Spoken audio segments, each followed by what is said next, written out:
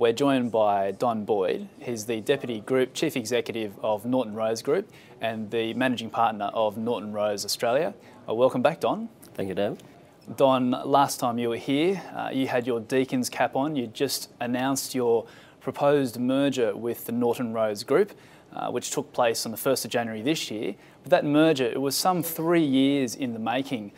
Can you just go back and remind us, what was the catalyst that drove that merger? Well, the catalyst was we had different strategies with Deacons in Hong Kong and ourselves, and we had 9 offices in Asia. We really needed to move ahead with our strategy, which was different to Deacons in Hong Kong. And to do that, we either had to do it ourselves or do it with somebody else. And we concluded that we needed to do it with somebody else. We wanted to be an Asian law firm. We know that powers and finance is moving from west to east. And all of those things meant that we made that decision, and then we had to go about and execute it, which took another 3 years.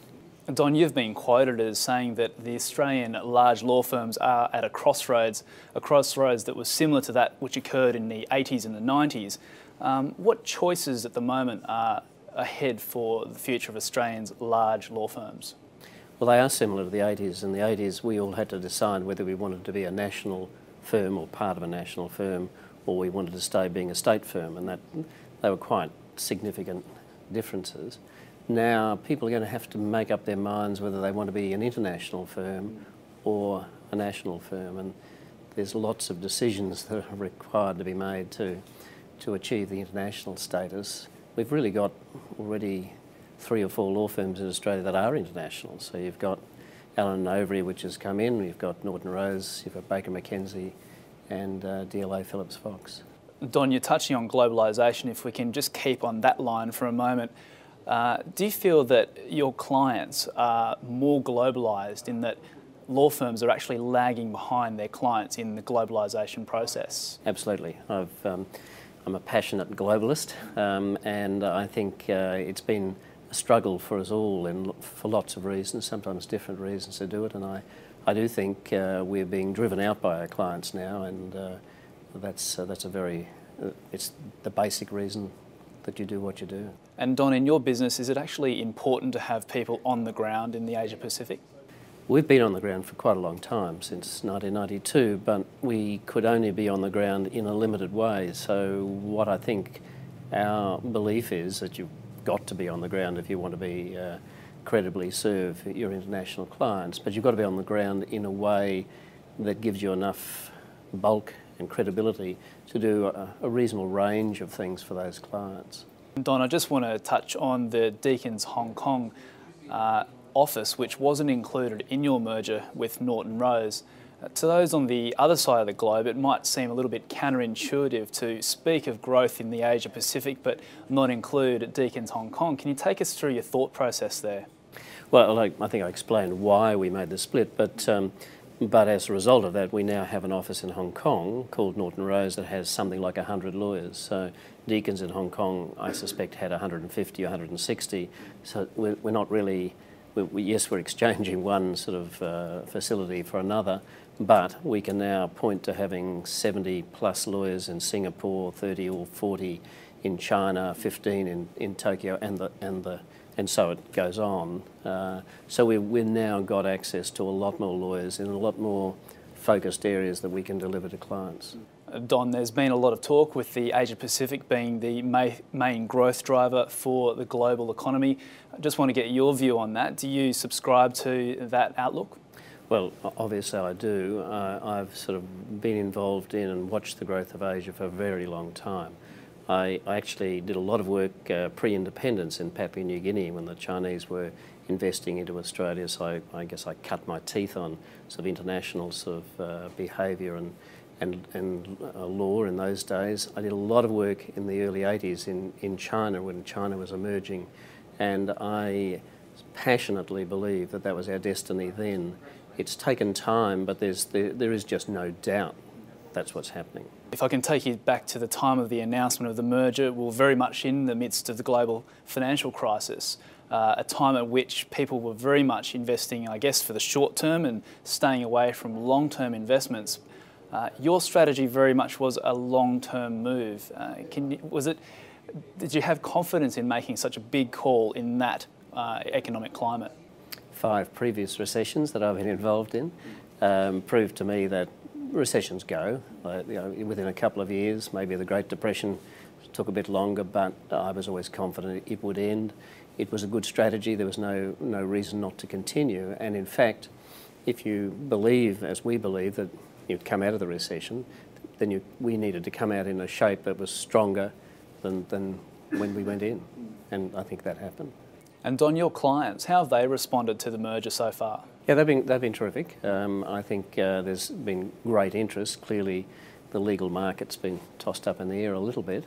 So that's been good for us because it's heightened the interest, I think, in what we've been doing. But no, clients have been very supportive. Did you get any specific feedback from clients?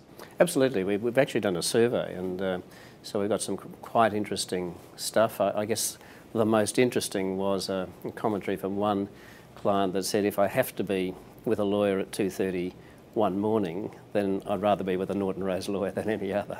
So that was good feedback, good fun stuff. From a people's perspective, what have the people of Norton Rose gained out of the merger so far? Well, we've sent quite a few partners off. I think there's 4 or 5 partners. Sent one partner to London, one to Moscow, one to Singapore, one to Hong Kong, and more will follow. We've probably sent another 10 or 12 non-partners into various locations: Tokyo, Singapore, Hong Kong, London. So the opportunities are already happening, and people are quite excited by that. I think the younger people in the firm, and I include non-lawyers as well, are seeing that there's vast opportunities to go and do short-term, medium-term, long-term secondments in all sorts of places. And in addition to those internal movements that you're just speaking about, outside of Norton Rose, are you drawing from that talent pool? Is Norton Rose hiring?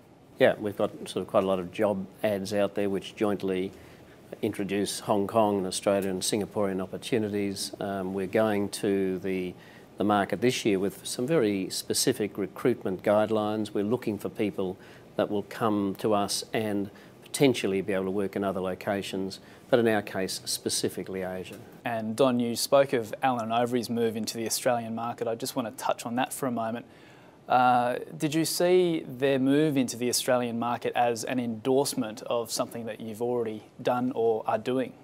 Yeah, I did, and I'm not surprised, as you say. It has been good for us because, yes, I think as I mentioned before, it's actually kept the spotlight on what we have done, and that's been really good. And Allen & Overy, of course, is a global, well-known magic circle firm. Norton Rose doesn't have that magic circle label. Do you think that matters? Well, I think it's just a label. I've always said that. I mean, I come from a background in a firm that essentially didn't exist 10 years ago. So that hasn't inhibited us from doing what we've needed to do, and it certainly hasn't inhibited us from going forward. A&O's entry into the Australian market really, I think, shook up the market, got a lot of attention, but the other large Australian law firms were coming out and saying that not much has changed. Do you really agree with that, or is it something you just expect them to say? I think there's a shift. I think a lot has changed. For example, we now are involved in 82 additional global panels that we weren't involved in before. We are sending people around the globe, and we will continue to do that, and we're looking to bring Norton Rose expertise in certain areas as well. We appointed 4 new lateral partners last week, and we're looking for probably another 25. So things are changing, whether people acknowledge it or like it, they are changing, and we, as for example, are a very changed firm and will be a very changed firm in the next 12, 24 months and beyond. And just finally, Don, you're talking about standing items for Norton Rose. What are the main things you're looking to set out to achieve in the short and long term? I think from our perspective, one of the big programs we have is getting our global key clients and targets right, and that's interesting. That's something that I'm in charge of from an international perspective. If we nail that, then that will be very significant, and we will. We certainly achieve things when we set our minds to it, but that's the big thing. I think get the clients, deal with them globally, provide the same level of service and quality of service everywhere you provide it. Don Boyd, thanks again for joining us. Thank you, David. That was Don Boyd, Group Deputy Chief Executive of the Norton Rose Group and Managing Partner of Norton Rose Group Australia.